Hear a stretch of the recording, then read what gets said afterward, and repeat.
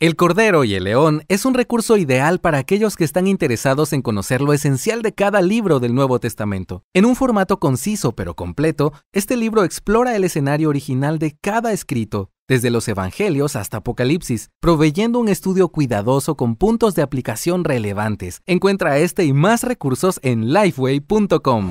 ¿Deben los cristianos celebrar la Navidad? Desde hace varios años han surgido cuestionamientos acerca del origen de la Navidad y su relación con algunas fiestas paganas de la antigüedad.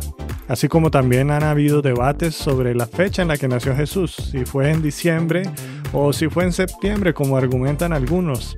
Pues en este episodio hablaremos de esto y mucho más con nuestro invitado especial, el pastor Justin Burkholder. Acompáñanos.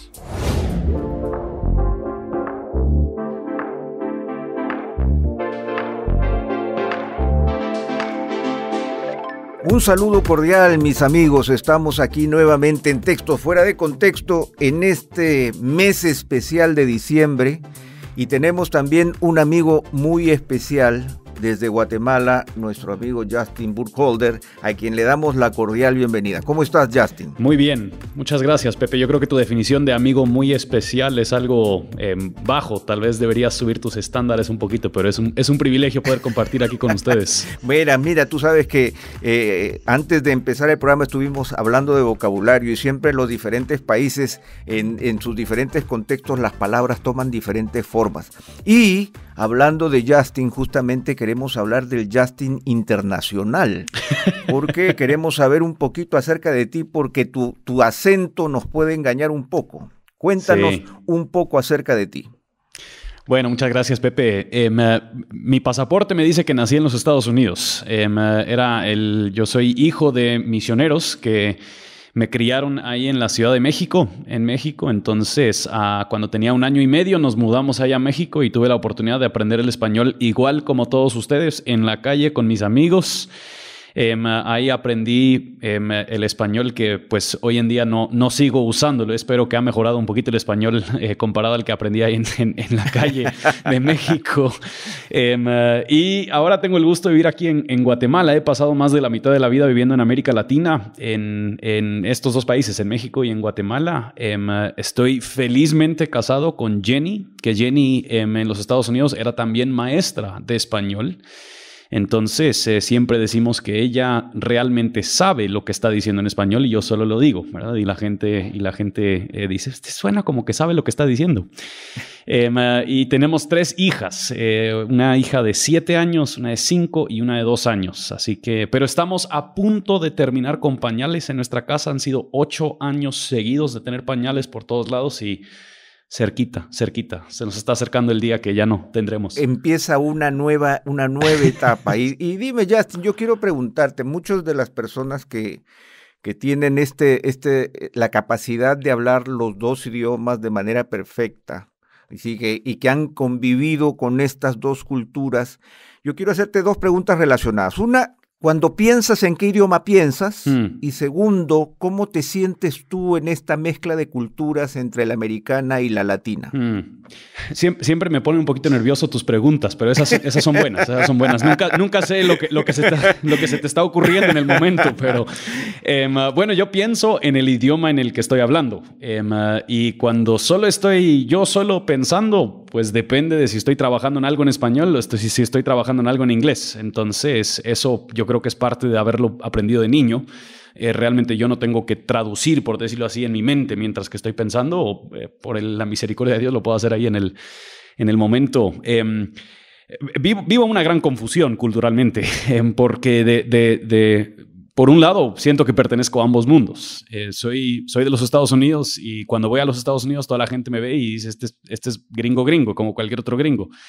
Pero hay muchas cosas que por haber sido criado en América Latina, su experiencia de vida es muy distinta a la experiencia de vida que vive el estadounidense común, ¿verdad? O sea, uno haber crecido en una ciudad como México es una ciudad global, es una ciudad enorme, pero también está en un país donde el desarrollo está en otro momento, ¿verdad? No ha alcanzado el mismo nivel de desarrollo, entonces uno experimenta violencia, la corrupción, la pobreza extrema, diferentes cosas que quiera que no, el estadounidense común no las experimenta con esa misma forma. Pero al mismo tiempo, aunque me siento que pertenezco a ambos mundos, a la vez siento que no pertenezco a ninguno de los dos. Entonces, cuando estoy allá, no siento que pertenezco allá. Cuando estoy acá, todos me dicen que soy gringo. Entonces, es difícil un poquito, y eso es donde los académicos nos han nombrado a los que crecimos en ese tipo de situación, niños de una tercera cultura, third culture kids, dicen en inglés, que realmente creamos nuestra propia cultura, que hasta cierto punto es un poquito una mezcla de ambas, pero verdaderamente ha brindado oportunidades y una perspectiva de vida que no lo cambiaría para nada. Y me da mucho gozo el tener a mis hijas en una situación muy similar y parecida. Viene con sus cargas, pues, pero ¿qué niñez no viene con sus cargas? O sea, yo creo que todos tenemos. Ahora yo me voy a meter aquí la cuchilla. Estaba Fabio, Pepe, estaba Fabio. Pepe se está desquitando en este episodio. Sí. Sí, porque como yo grabé el episodio la vez pasada, mira que Pepe ni me saludó ni nada. Mira, me dejó así anulado. Como si no estás. Bienvenido, que... Fabio. Gracias. También les quiero presentar a nuestro amigo Fabio Rossi. Él está aquí presente. que conste que no estaba en el baño ni nada, yo estaba aquí todo el tiempo. Todo el tiempo.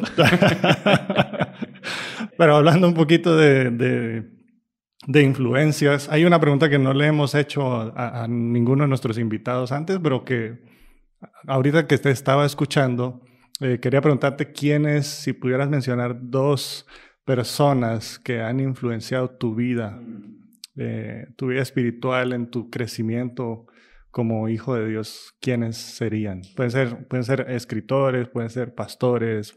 ¿Qué personas han impactado tu vida y que de alguna manera te han traído hasta donde estás ahora o te han ayudado? Wow, eso es una pregunta grande. Pues yo creo que primero que nada mis papás. Mi papá, él de los recuerdos más antiguos que tengo, todas las mañanas yo salía de mi cuarto y lo encontraba él con la Biblia abierta, ¿verdad? Y había en la vida de mi papá y en la vida de mi mamá un amor profundo por las Escrituras. A pesar de que crecimos en una tradición evangélica que diríamos hoy día un poquito cuadrada, no tan centrada en el evangelio, muy legalista, aún así había un fervor y un amor por las Escrituras que permitía el tener conversaciones acerca de las mismas tradiciones con una apertura a qué es lo que nos diría las Escrituras. Y ese mismo compromiso yo creo que fue abriendo un poquito nuestra perspectiva con respecto a la misma gracia de Dios. La otra persona que vale la pena mencionar yo creo que es mi hermanita pequeña, Amber. Mi hermana tiene parálisis cerebral. Ella ha estado en una silla de ruedas desde que nació. Dicen que es uno de los 1000 casos más extremos de parálisis cerebral en los Estados Unidos. Ella tiene la capacidad mental de un bebé de 3 meses, algo así, pero no puede ver, oír, tiene varios de los sentidos afectados. Pero aún así, la experiencia vivida con ella en nuestro hogar, el ver sus limitaciones, pero al mismo tiempo ver el poder de Dios obrando en medio de su debilidad, en medio de esta situación, es algo que marcó bastante mi vida y específicamente la forma en la que veo y entiendo, no de primera mano, pero el sufrimiento que viven muchas personas. Y yo creo que el Señor utilizó la situación de mi hermana para cultivar en mí una sensibilidad al vulnerable y una sensibilidad a aquellas demográficas de personas que quizás no tienen acceso a los privilegios que otros de nosotros hemos tenido. Y por lo tanto, o sea, obviamente ella es una de las personas que más ha marcado la manera aún en la que yo veo la vocación pastoral y la vocación eclesiástica, de cómo es que nosotros como iglesia aún vemos, entendemos y respondemos ante poblaciones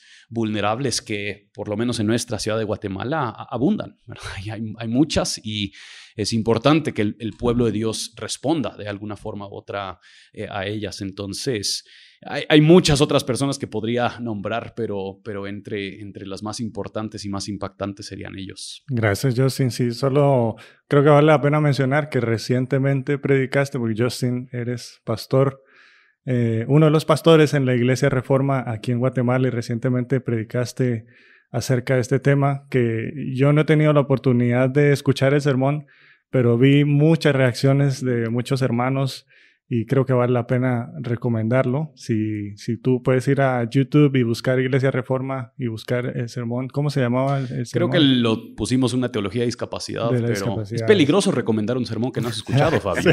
Eso me impresiona.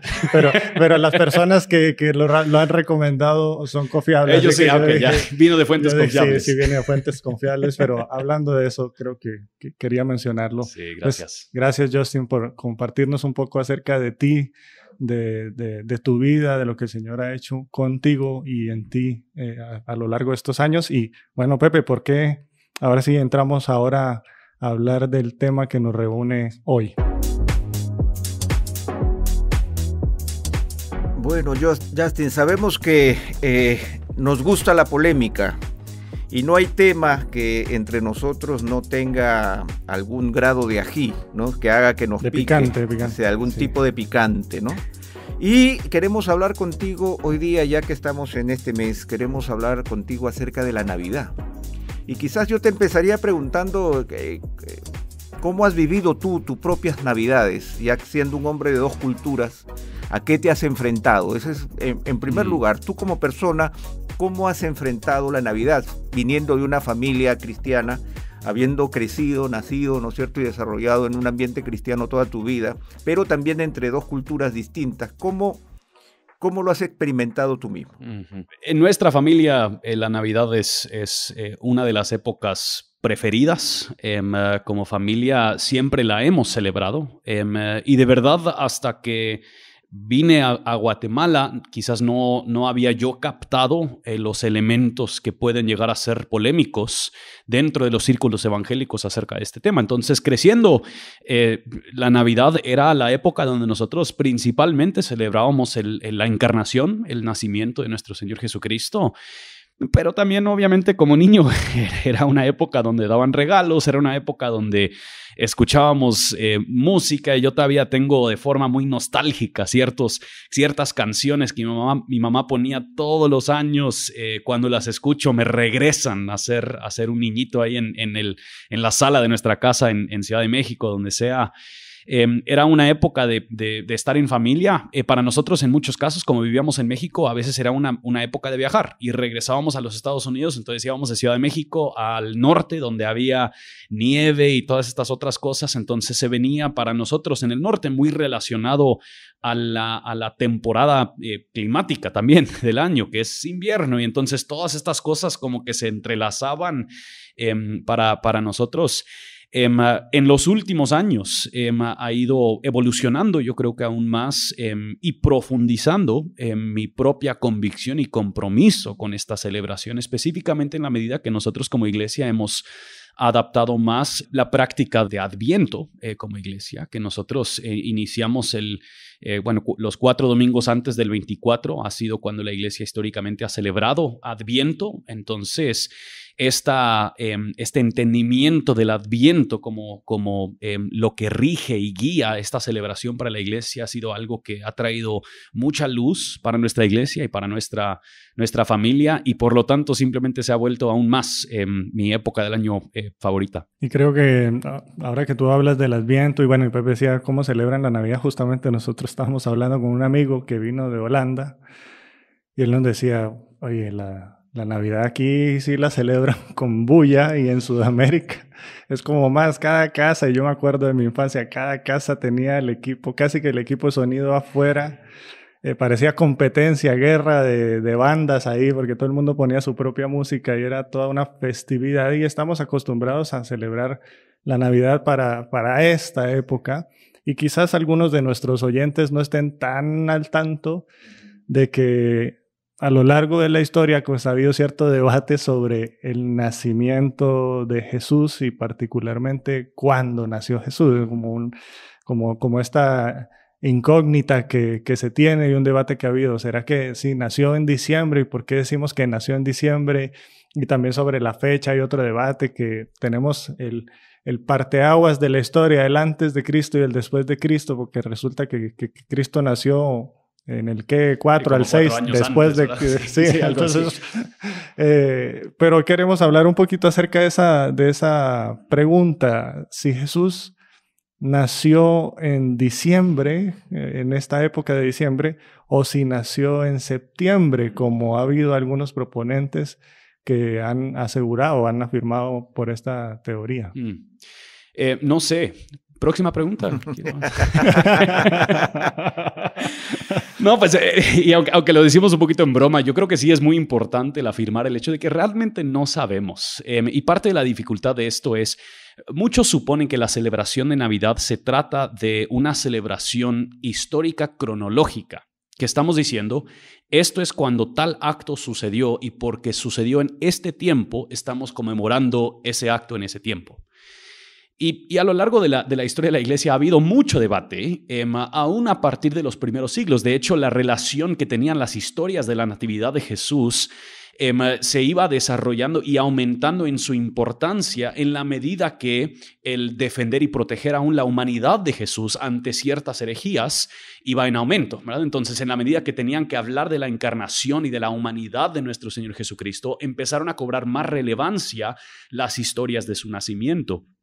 Pero eso no quiere decir que todos tenían mucha claridad de cuándo sucedió, y hay un montón de debate que tiene que ver con cuándo habían pastores en los campos, que tenía que ver con cuándo nació Juan, que tenía que ver con hasta aspectos astronómicos, o sea, cosas que se han metido a todo índole de espacio académico para intentar a descifrar cuándo es que Jesús nació.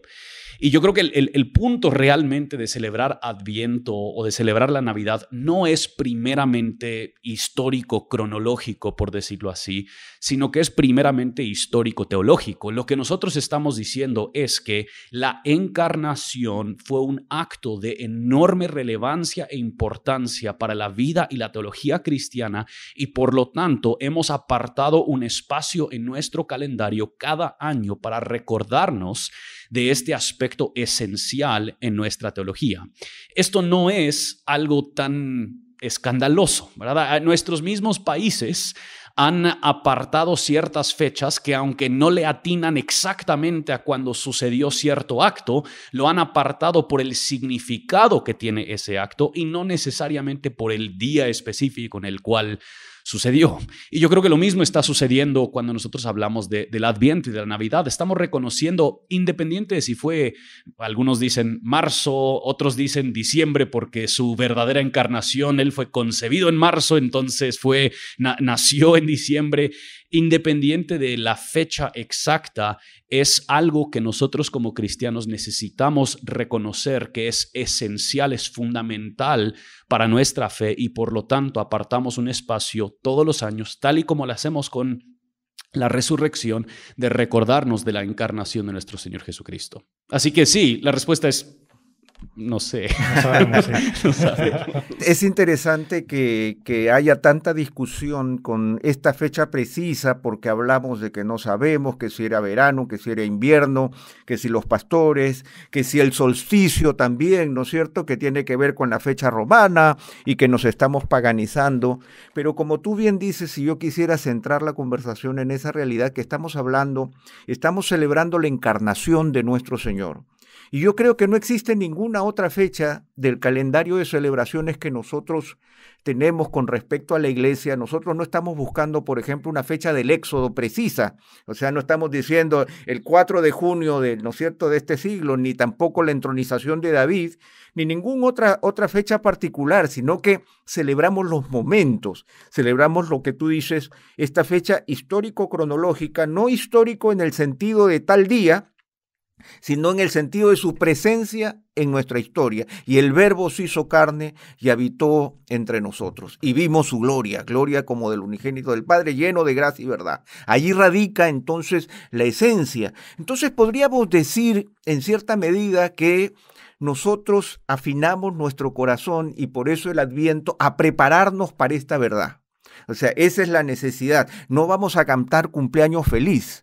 O sea, definitivamente, pero sí vamos a preparar nuestro corazón para esta verdad telúrica, ¿no es cierto? Que para nosotros es radical, el cumplimiento de las profecías, Dios con nosotros, viniendo en medio nuestro. Pero ahora entonces, si es que nosotros podemos decir que esto es así, entonces partamos de la realidad teológica. Vayamos, por ejemplo, a Isaías 7:14.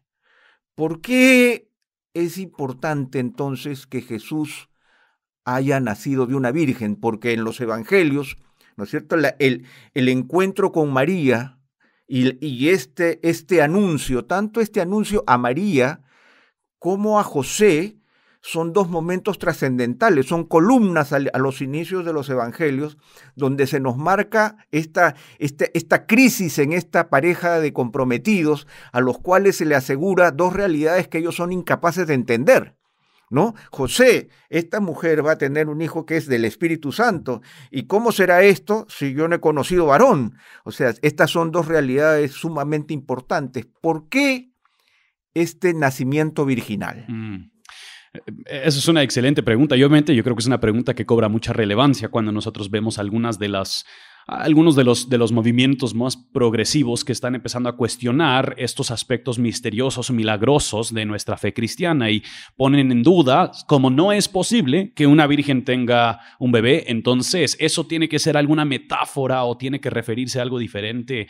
Pero yo creo que primero que nada, tú lo dijiste, Pepe, parte de la razón por la que importa que Jesús nació de una virgen es porque las Escrituras dicen que Él nació de una virgen.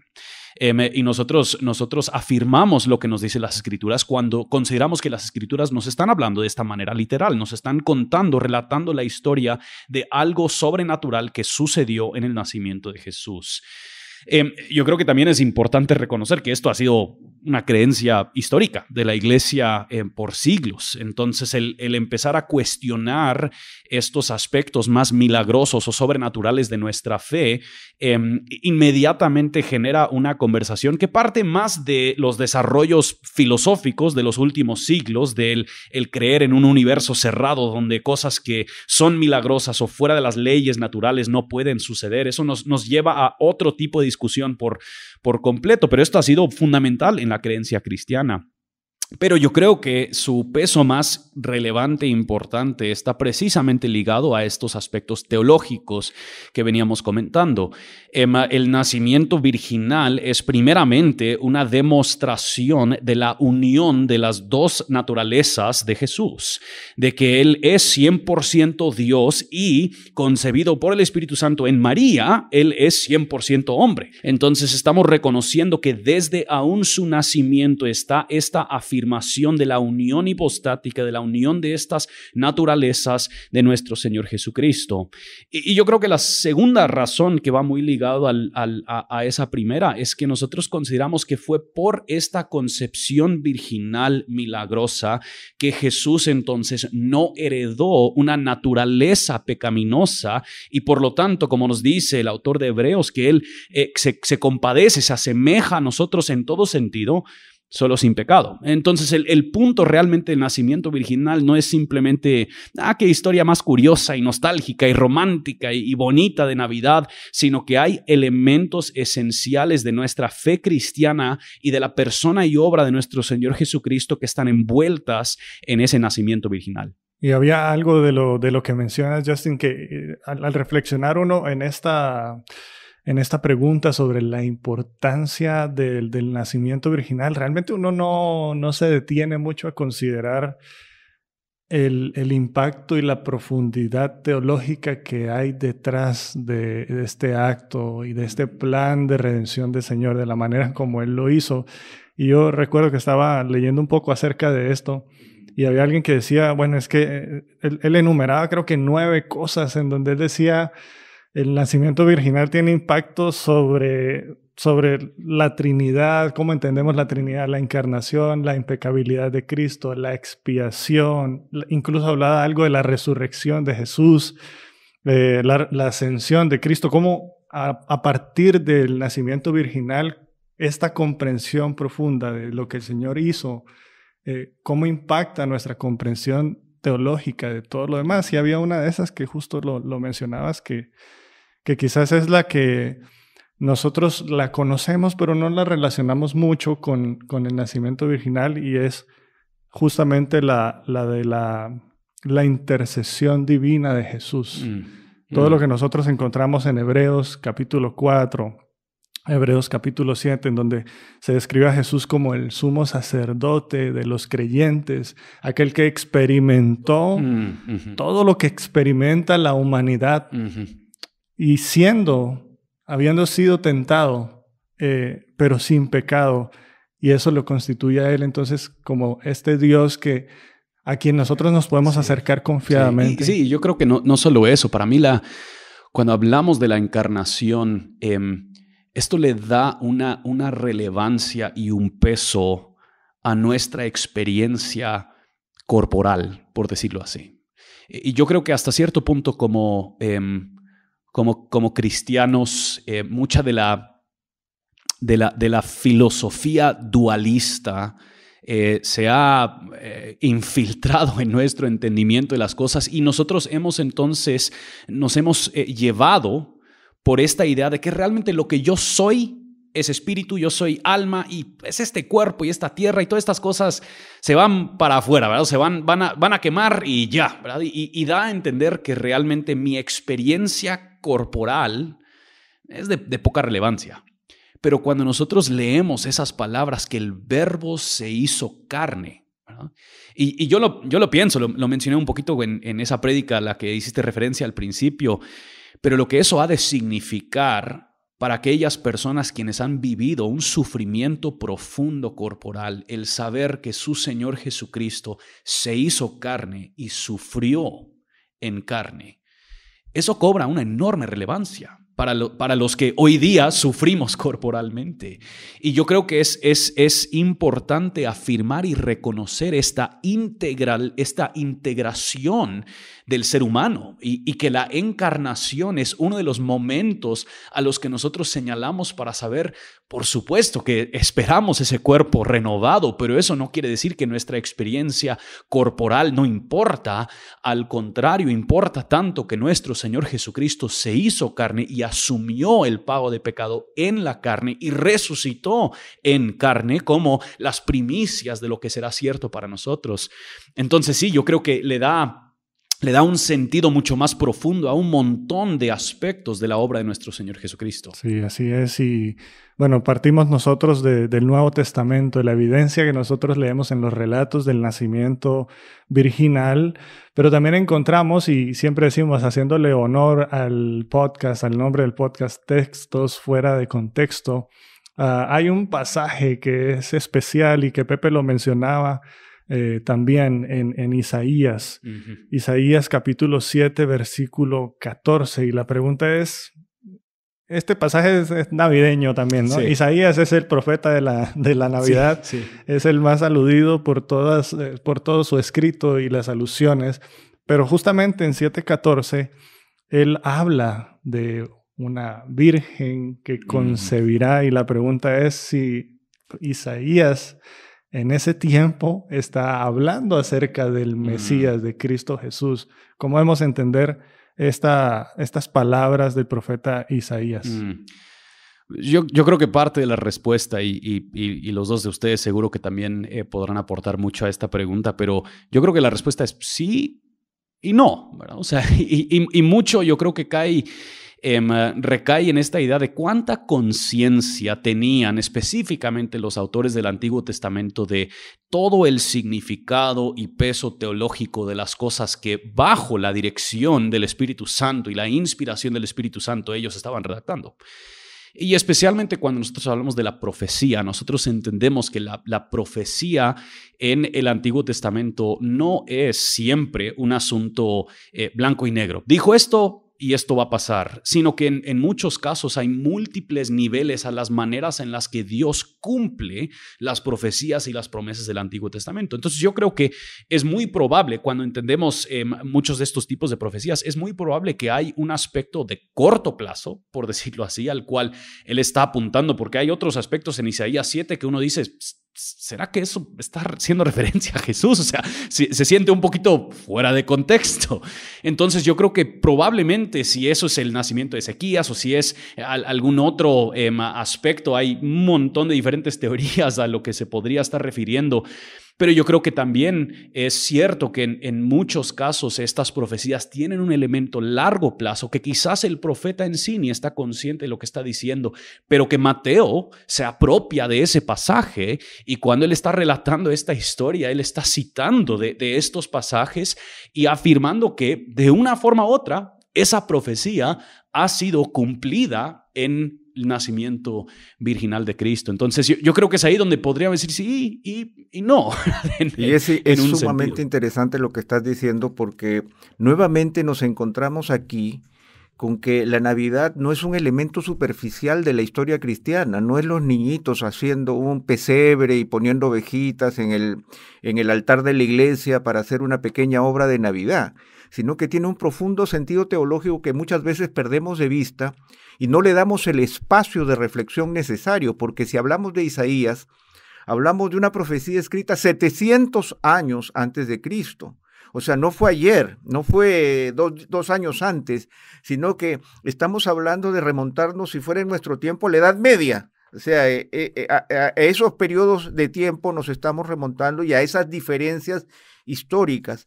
Sin embargo, como tú dices, tiene tanto su contenido de presencia actual para Isaías, en el sentido de que Dios está hablando a una realidad presente, y también ese contenido que se extiende en el tiempo y que nosotros encontramos nuestra confirmación en el mismo Evangelio de Mateo, porque Mateo es el que hace uso de esta profecía. Y él dice, todo esto sucedió para que se cumpliera lo que el Señor había hablado por medio del profeta diciendo, he aquí la Virgen concebirá y dará a luz un hijo y le pondrán por nombre Manuel, que traducido es Dios con nosotros. O sea, definitivamente Mateo entrelaza la historia del nacimiento de Jesús y pone como una columna, ¿no es cierto?, fundacional, que define el momento, porque si no el momento sería meramente circunstancial, pero el momento toma un calibre eterno, por decirlo de alguna manera, en la medida en que Mateo coloca eso allí, y es interesante, mira, y para los que les gustan los textos fuera de contexto, que en Mateo capítulo 1, el verso 24, después de que menciona a Isaías, dice, cuando José despertó del sueño, hizo como el ángel del Señor le había mandado. O sea, esto no es casual. Esto representa la potencia de la palabra de Dios que hace que las circunstancias de un hombre cambien. Porque yo no quiero pasar por alto y también quisiera volver al tema que hemos hablado, es que la Escritura no nos dice que María le dijeron, oye, vas a tener a luz un hijo siendo virgen. Ya dijo, ya, porque eso sucede aquí todo el tiempo, o porque los milagros aquí para nosotros que somos primitivos, los milagros los entendemos a cabalidad. No, hay una sorpresa, ¿no es cierto? Hay una angustia, hay un cambio, hay una crisis en José que solamente puede ser develada por la revelación. Y yo creo que los hombres de nuestro tiempo, como tú bien decías, Justin, se han olvidado de este carácter trascendental de Dios que irrumpe en medio de nuestra cotidianeidad y la rompe porque es Dios. Entonces no queremos un Dios así no puede existir, porque no puede quebrar las leyes naturales, y ahí estamos completamente equivocados. Ahora yo quisiera entrar, Justin, a otro punto. O sea, ya delimitamos el tema de la historia, no estamos hablando de un 25 de diciembre para cantarle Happy Birthday al Señor, sino que estamos hablando de un evento histórico-teológico, como tú lo has llamado. Ya hemos delimitado la importancia del carácter teológico y profético del nacimiento de Jesús. Por lo tanto, debemos centrarnos ahora en otra realidad que preocupa a muchos cristianos y que es un elemento de mucha frustración, y por eso muchos se niegan a celebrar esta fecha, que es el carácter pagano de la fecha. O sea, pagano en el sentido de su origen, del hecho del viejito pascuero, como le dicen en algunos países, o Santa Claus en otros países, el hecho de la preeminencia del consumismo y todo lo demás que nos ahoga, porque finalmente todos vamos a hacer pavo, todos vamos a comer chocolate caliente, o vamos a hacer el lechón o cualquier otra cosa, de tal manera que eso nos consume. Y esa famosa frase, ¿tú te acuerdas? Que la Navidad es Jesús, como para que recordemos, ¿no? Entonces, el carácter pagano de esta fiesta ¿debería obstaculizarnos la celebración o debería llevarnos a otro tipo de experiencia personal y espiritual? Yo creo que eso es una de las preguntas que estos primeros cristianos que empezaron a enmarcar esta época para celebrarla, probablemente ellos estaban lidiando con mucha de esa misma pregunta. De lo que nos puede decir la historia, sí se supone que de alguna forma u otra en estas fechas había alguna celebración. Se dice que la celebración fue al sol invictus, ¿verdad? Al sol que jamás será vencido y hasta cierto punto hasta representaba el poder del Imperio Romano, que el Imperio Romano tampoco iba a ser vencido tal y como el sol solo iba a seguir creciendo en su poder. Pero yo creo que es importante afirmar el hecho de que esta celebración no tiene sus orígenes en una celebración pagana. Al contrario, probablemente lo que estaba sucediendo en estos momentos, si es que se dio así, al contrario, los cristianos querían rayar una línea en la arena al decir, nosotros no adoramos al sol como el Invictus, nosotros no adoramos a estas deidades o entidades falsas, sino que nosotros adoramos al Hijo de Dios hecho carne y por lo tanto, en ese sentido, el Adviento en sus primeras celebraciones no era una conformación a la cultura, era una separación de lo pagano de la cultura. Ellos querían marcar esta línea y decir, nosotros lo que verdaderamente celebramos es esto. Y yo no creo que de ninguna manera las cosas, llamémoslas paganas o pecaminosas o los aspectos idólatras de la Navidad deberían obstaculizar nuestra celebración de la misma. En mucho sentido, yo creo que como cristianos no tenemos una buena idea de cómo en general interactuar con la cultura. Nosotros solemos querer rechazar absolutamente todo o abrazar absolutamente todo y perdemos alguna noción de sabiamente distinguir entre aquellas cosas que han sido diseñadas por Dios como buenas y para nuestro gozo y para poder disfrutarlas y el uso pecaminoso a esas cosas que los seres humanos le pueden dar. Entonces, por supuesto que puede haber un consumerismo muy fuerte en la Navidad. Eso no quiere decir que nosotros como los cristianos deberíamos abrazar ese elemento de.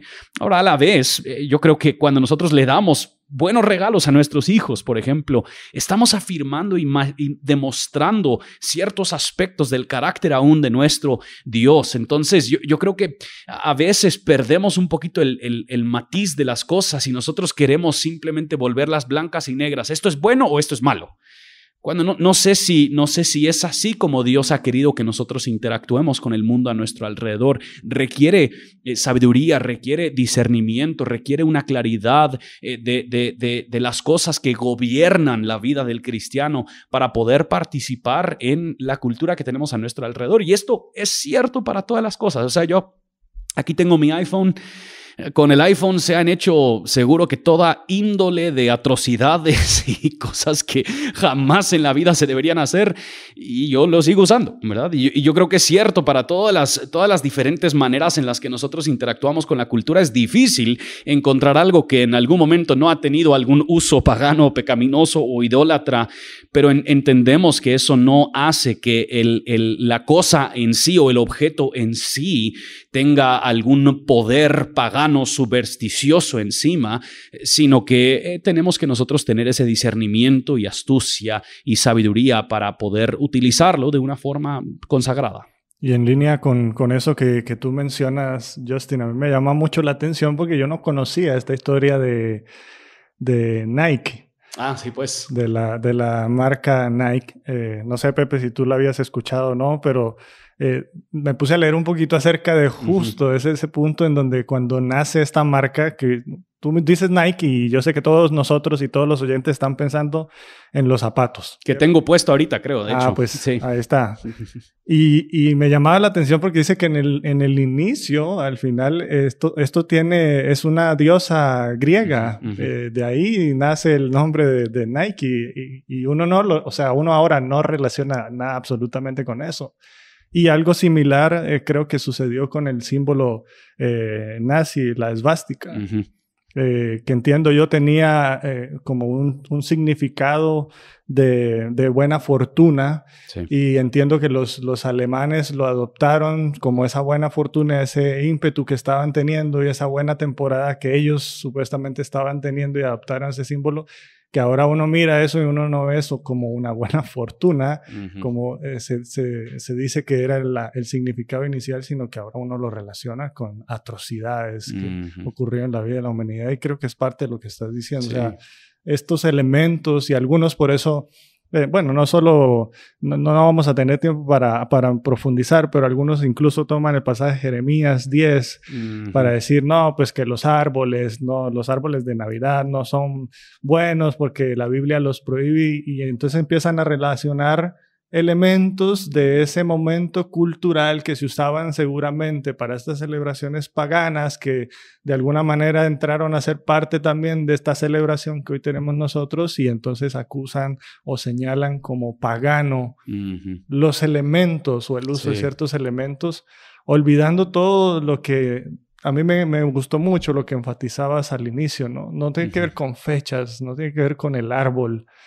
Esta temporada y esta celebración no tiene que ver con esos elementos, tiene que ver con una realidad espiritual y una verdad teológica mucho más profunda que esto. Y a mí me gustaría como resaltar y recuperar eso ahora que estamos hablando y aterrizando si los cristianos debemos celebrar o no la Navidad porque tenía alguna relación con esta celebración al sol o la Saturnalia y este tipo de cosas que salen en la conversación. Y no, yo creo que vale la pena afirmar el hecho de que es precisamente por eso que yo creo que los cristianos lo que han celebrado históricamente hasta cierto punto es el Adviento, no necesariamente la Navidad per se, ¿verdad? Y el punto realmente de la celebración del Adviento ha sido que el pueblo de Dios casi siempre a lo largo de la historia se ha encontrado en un tiempo de espera. Durante especialmente esos años de silencio antes del nacimiento de Jesús, había una opresión del pueblo de Israel por el Imperio Romano. Ellos habían estado involucrados en un sinfín de diferentes conflictos, tanto internos como externos, y estaban ellos esperando tanta promesa de que iba a venir este siervo sufriente, este Mesías que iba a redimir y rescatar y liberar a su pueblo. Y yo creo que nosotros ahora nuestra época ya de la iglesia, lo que decimos en los tiempos de Adviento es que realmente nos encontramos entre dos advientos, nos encontramos entre dos advenimientos, que la palabra Adviento simplemente significa venida. Y nosotros también estamos en esta época de espera, que vemos a un mundo que está sufriendo, vemos cosas como el COVID, vemos la corrupción, vemos violencia, pobreza, todos estos diferentes aspectos, y vemos aún nuestro propio pecado. Y anhelamos el día que venga de nuevo nuestro Señor Jesucristo y ponga en orden a este mundo, redima, restaura todas las cosas y nos perfeccione a nosotros. Y en ese sentido, el pueblo de Dios todos los años aparta este tiempo para recordarle a nuestra alma desesperada que estamos esperando que se revele nuestra salvación. Estamos esperando que nuestro Señor Jesucristo vuelva otra vez tal y como Él prometió. Y entonces es por eso que a mí me encanta tanto esta época del año, porque es muy fácil perdernos en el día a día del quehacer cristiano y perder de vista nuestro destino final.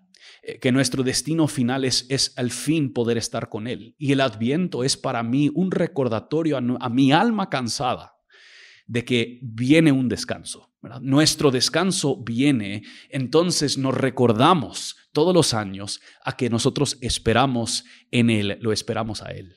Gracias, Justin, por esa excelente reflexión, porque yo creo que nuevamente, y esto salió simplemente del iniciar la conversación, de darnos cuenta de que estamos hablando básicamente de un tiempo de reflexión, de profundizar exactamente en lo que significa el hecho de la venida de nuestro Señor. Y yo creo que has usado una palabra que quizás no es popular entre el pueblo evangélico, que es la palabra Adviento, que yo he visto este año que se ha recuperado mucho, Lo que antes para nosotros era un esfuerzo por generar una reflexión, ¿no es cierto?, en este tiempo que nos prepare a lo que esto significa, ahora han salido muchos materiales devocionales, muchas prácticas que han dado lugar a esta reflexión que estaba perdida, porque nosotros, como yo te digo, era básicamente una idea superficial de volver a recrear de alguna manera la venida de nuestro Señor, pero en ese carácter superficial nos dejábamos, atropellar por la presión de consumo y la presión de la cultura que lo celebra de otra manera. Pero nuevamente, eso no solamente sucede en esta fecha. En Semana Santa es tiempo de vacaciones, ¿no es cierto? Es tiempo de irse a la playa también. O sea, muchas de nuestras fiestas están perdidas porque son apoderadas por los conejitos y los huevitos. O sea, no vamos a decir que esto es diferente aquí y que forma parte de la naturaleza del mundo también. O sea, pero a nosotros nos toca nuevamente reconocer que no estamos celebrando una fecha, no estamos celebrando un cumpleaños, sino que estamos celebrando el momento histórico más importante, ¿no es cierto?, para la redención humana, el cumplimiento de las profecías de la Escritura.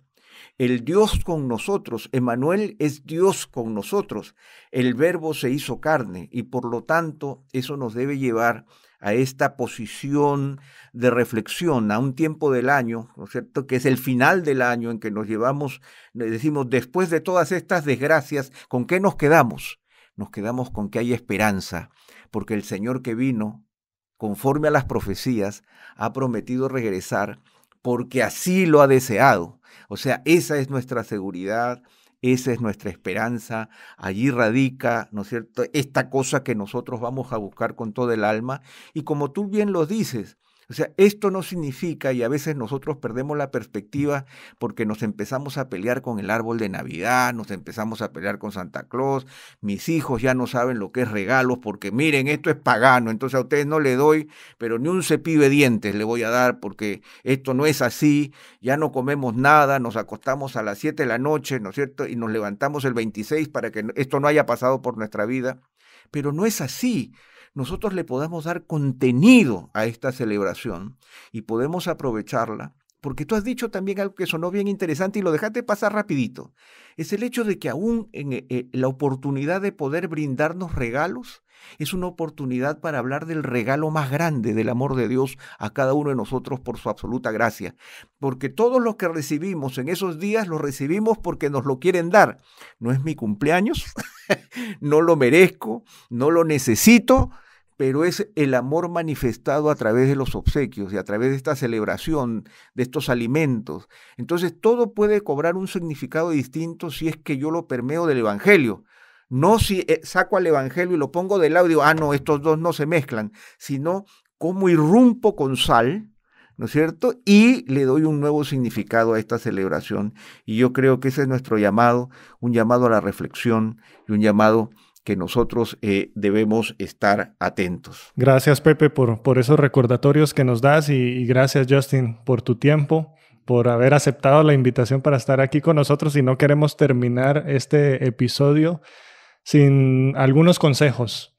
¿Qué podemos nosotros extraer? ¿Qué podemos compartir con la audiencia? Desde los pastores que están enseñando cada domingo y que enfrentan seguramente este tipo de preguntas con la congregación, o incluso Pepe mencionaba los padres, ¿no? ¿Cómo hago yo con mis hijos y el Papá Noel y los regalos y el arbolito y sus preguntas y todo lo que hemos estado hablando?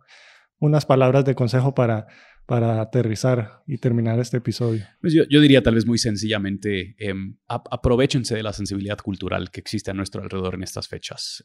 Hay una apertura, hay una simple tal vez nostalgia que corre en las calles de nuestras ciudades en estas épocas, y yo creo que sí es una oportunidad no para nosotros simplemente rechazar aquello que nosotros consideramos que va en contra de nuestra fe, sino que, como dijo Pepe, infusar lo que nosotros estamos viendo, permear lo que nosotros estamos observando con el mensaje del Evangelio. Y yo le animaría a los pastores a que ellos tomen muy en serio estos próximos domingos, tómense tal vez aparte un domingo para hablar de la encarnación. y su significado teológico, hablar del nacimiento virginal, de la persona y obra de Jesús, de los milagros que se dieron a entender, de la historia de Israel que los llevó hasta ese punto donde llega ya por fin su Redentor. Y yo diría que en nuestras casas esto es una excelente oportunidad para también apartarnos y reflexionar sobre el significado de estas fechas. En nuestra casa nosotros, en el librito de Sally Lloyd Jones, la Biblia, que ella es su explicación de las historias de la Biblia, que se llama Historias de Jesús. Ella tiene literalmente 24 lecturas. Las primeras 24 te llevan al nacimiento de Jesús. Entonces nosotros en nuestra casa leemos uno al día, ¿verdad? Y ella tiene como un pequeño adorno que puedes poner en la casa, en algún lugar que te recuerda de esas lecturas, pero les animaría a los papás a tomar en serio estos tiempos para reflexionar junto con sus hijos acerca del peso y el significado de lo que significa la venida de nuestro Señor Jesucristo y la segunda venida que nosotros esperamos.